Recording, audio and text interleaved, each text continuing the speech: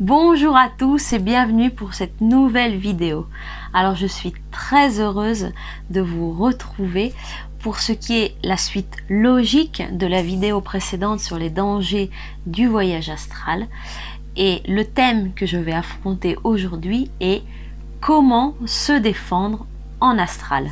Alors si vous n'avez pas vu la vidéo précédente qui traite des dangers du voyage astral, je vous conseille d'aller y jeter un coup d'œil afin d'avoir plus d'éléments à votre disposition pour comprendre cette vidéo.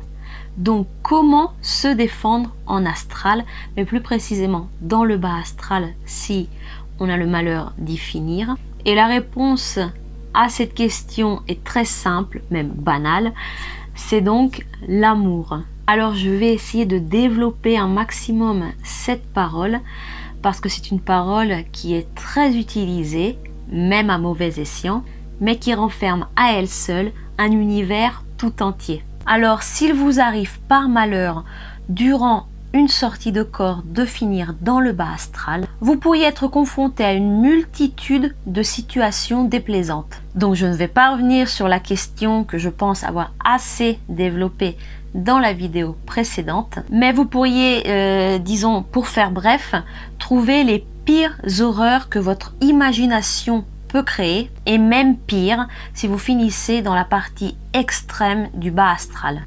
Mais voilà, vous ne savez pas pourquoi et vous ne savez pas comment, mais vous y êtes arrivé. Alors la théorie c'est facile, mais la pratique c'est un petit peu plus compliqué.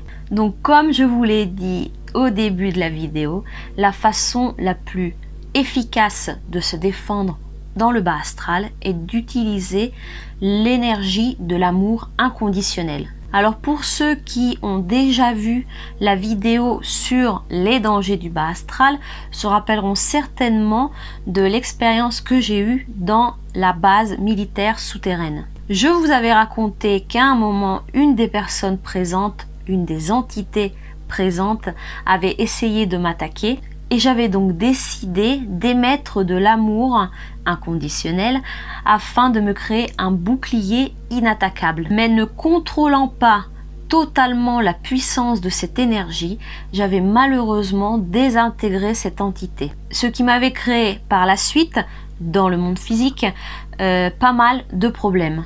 Donc, de base, quand vous essayez de vous défendre, essayez de nuire le moins possible aux êtres qui vous entourent. Ça pour moi maintenant c'est devenu la première règle.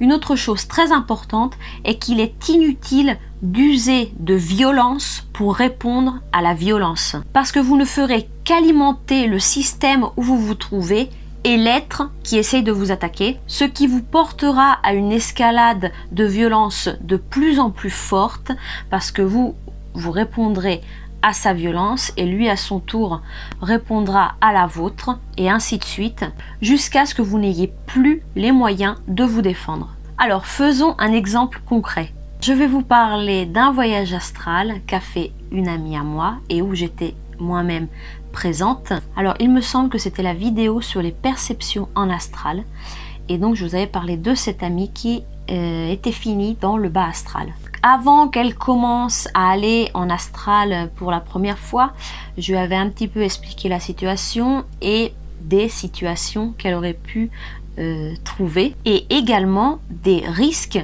qu'elle encourait, surtout si elle finissait malencontreusement dans le bas astral.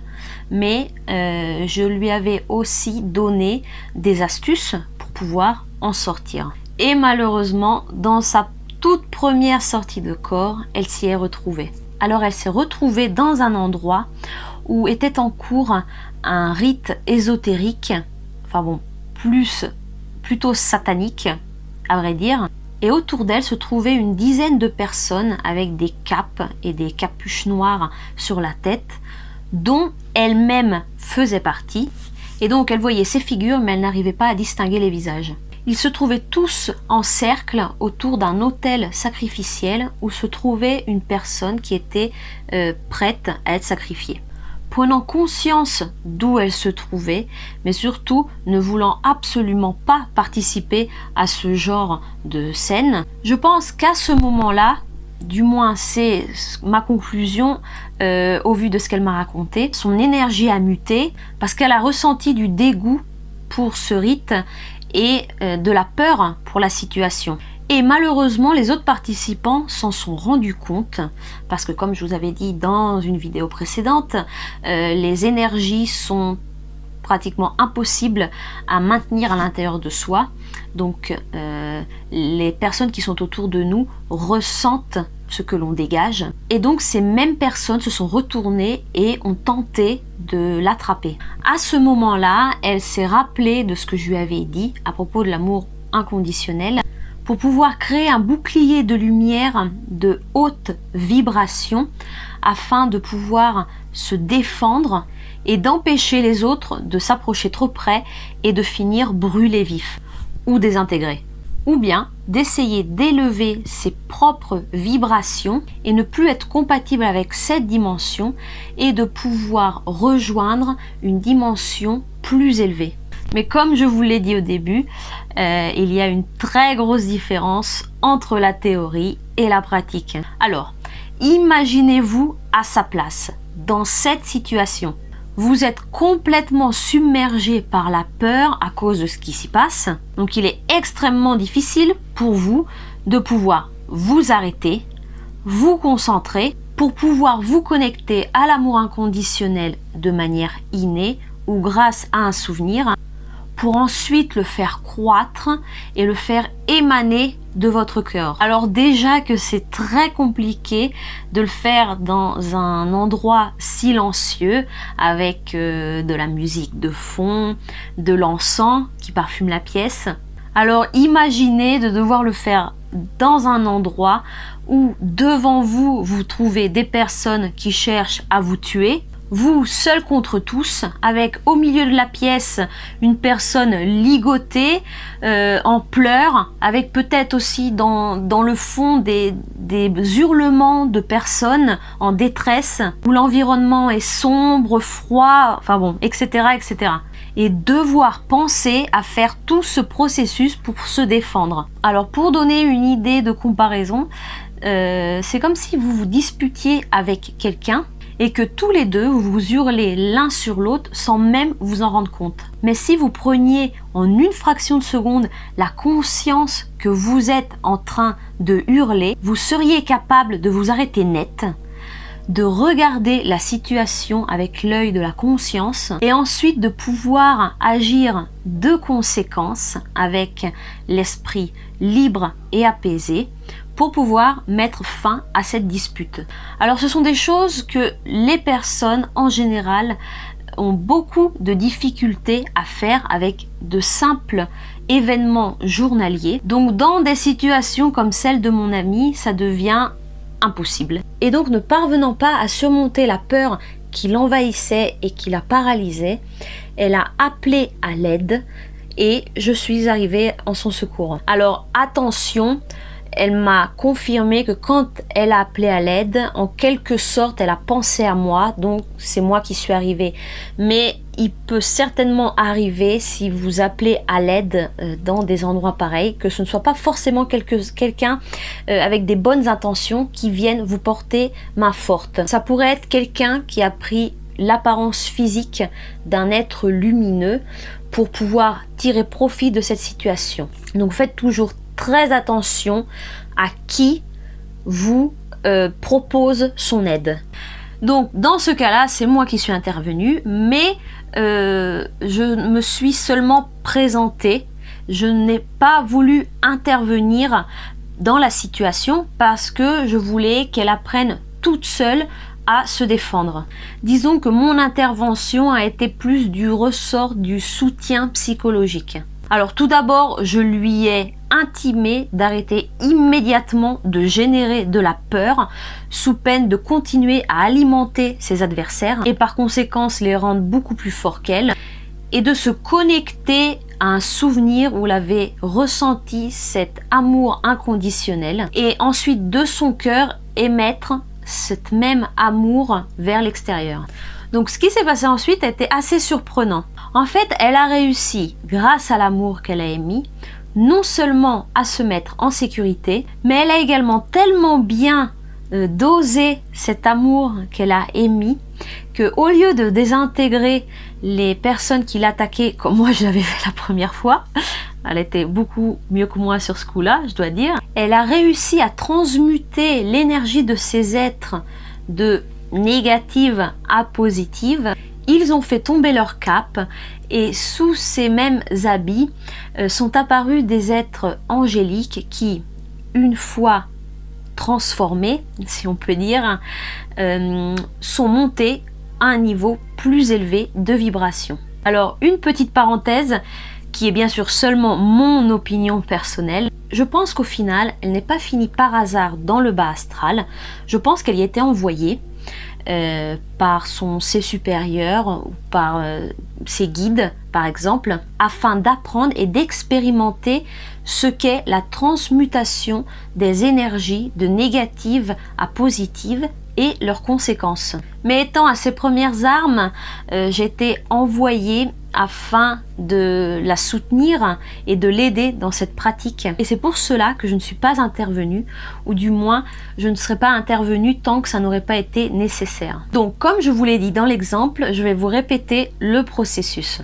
Alors premièrement, vous devez vous rendre compte des émotions que vous êtes en train de vivre et de subir dans la situation où vous vous trouvez. Deuxièmement, redimensionner ces mêmes émotions. Alors attention, je ne dis pas de les éliminer, mais de leur redonner leur juste importance, leur juste place pour ne pas devenir esclave de vos émotions en disant par exemple ok peur ou ok colère, tu t'es manifesté, je t'ai vu, ne t'inquiète pas, tu peux retourner d'où tu viens car je n'ai plus besoin de toi pour faire ce que je dois faire. Donc une fois que vous avez redimensionné cette émotion ou ces émotions qui vous envahissent, si vous n'arrivez pas à le ressentir de manière spontanée, je vous conseille de vous connecter à une situation ou un événement qui vous a fait ressentir cet amour inconditionnel, de vous y connecter. Donc ça peut être la naissance de votre enfant, ou d'avoir reçu un cadeau tant attendu, ou un amour de jeunesse. Mais le type de souvenir que vous allez choisir n'a absolument aucune importance. Ça peut être la chose qui peut vous paraître même la plus stupide, comme par exemple avoir été chez le coiffeur et que la coupe de cheveux vous a plu et vous a mis dans un état de joie. Ça n'a aucune importance. L'important, c'est de se raccrocher à un souvenir émotionnel fort. Par la suite, à force d'utiliser cette technique, vous allez l'intégrer et vous n'aurez même plus besoin de vous raccrocher à un souvenir en particulier parce que vous serez capable, vous serez générer automatiquement de l'amour inconditionnel. Dès que vous êtes connecté à ce souvenir, vous devez faire passer ce souvenir intellectuel à un souvenir émotionnel, donc le faire descendre dans votre cœur. Donc à ce moment-là, vous devriez sentir cette énergie envahir votre corps et devenir une énergie physique qui se matérialise dans tout votre être. L'étape suivante est de concentrer cette énergie physique dans votre cœur, mais pas votre cœur physique, mais votre cœur, le chakra du cœur qui se trouve ici. Ensuite, vous la faites sortir de votre cœur en lui donnant la forme que vous désirez. Donc, vous pouvez la faire envelopper votre corps comme si vous vous trouviez à l'intérieur d'une bulle très lumineuse. Ou alors, vous pouvez imaginer qu'un faisceau de cette énergie d'amour sorte de votre cœur et va dans la direction de ce que vous voulez améliorer, disons. Alors, tout ce processus que j'ai décrit devrait être normalement effectué en maximum 2 secondes. Mais ça, vous réussirez seulement à le faire après vous être entraîné. À part bien sûr si vous êtes une personne qui est habituée à utiliser ce processus, par exemple pour nettoyer des maisons, des environnements, pour faire du nettoyage énergétique. Ou du moins, ça c'est la technique que j'utilise. Après, peut-être que vous en avez d'autres. Pour vous entraîner à faire ce genre de choses, je vous conseille de pratiquer la prise de conscience et la connexion avec l'amour inconditionnel dans des situations de votre vie quotidienne. Donc par exemple, comme dans la situation que je vous ai décrite tout à l'heure avec la dispute, s'il vous arrive d'avoir un différend avec quelqu'un, profitez de cette situation pour vous entraîner à manifester ce que je vous ai décrit tout à l'heure. Alors je vous dis tout de suite que l'étape la plus compliquée est celle de la prise de conscience que l'on est en train de se disputer. Mais si vous réussissez à franchir cette étape, les autres seront beaucoup plus simples. C'est un exercice qui est aussi très important pour la prise de conscience du moment présent. Donc voilà, pour vous défendre dans le bas astral, la solution que je vous conseille en première d'utiliser est celle de la manifestation de l'amour inconditionnel. Donc ensuite vous avez d'autres moyens comme la matérialisation d'une boule de feu par exemple ou d'armes, mais elles restent tout de même des solutions éphémères car comme je vous l'ai dit tout à l'heure, la violence engendre la violence, la peur engendre la peur et la colère engendre la colère. Donc vous pouvez réussir à les arrêter pendant quelques secondes pour vous permettre de vous enfuir ou bien de créer un portal comme ceux que je crée et que j'avais décrit dans d'autres vidéos afin de passer dans une autre dimension. Mais elles ne sont pas des situations définitives. L'ultime solution existante est de penser de retourner dans son corps, ce qui aura pour effet de catapulter votre partie astrale dans le corps et de vous réveiller. Mais attention là aussi, parce que à cause d'une grande peur, du moins c'est ce que moi j'en ai conclu après avoir expérimenté plusieurs fois cette situation, si vous retournez trop brusquement dans votre corps, vous risquez avant de vous réveiller totalement, de passer à travers une phase de paralysie nocturne et de retrouver avec, disons, un pied dans l'astral et un pied dans le monde physique. Mais là aussi, je ferai une vidéo à part entière pour vous expliquer ce phénomène. Et bien, nous voilà à la fin de cette vidéo. J'espère que j'ai été assez claire dans mes explications et que dorénavant, vous aurez assez d'armes pour pouvoir vous défendre au cas où vous finiriez dans le bas astral. Si vous aussi, à travers vos expériences de sortie de corps, vous avez développé des instruments différents par rapport aux miens, n'hésitez pas à les partager dans les commentaires. Plus il y a d'échanges sur ces thématiques et plus nos connaissances circulent et plus nous serons aptes à nous défendre face à certaines situations. En attendant, je vous souhaite une bonne journée ou une bonne soirée et je vous dis à la prochaine vidéo. Ciao!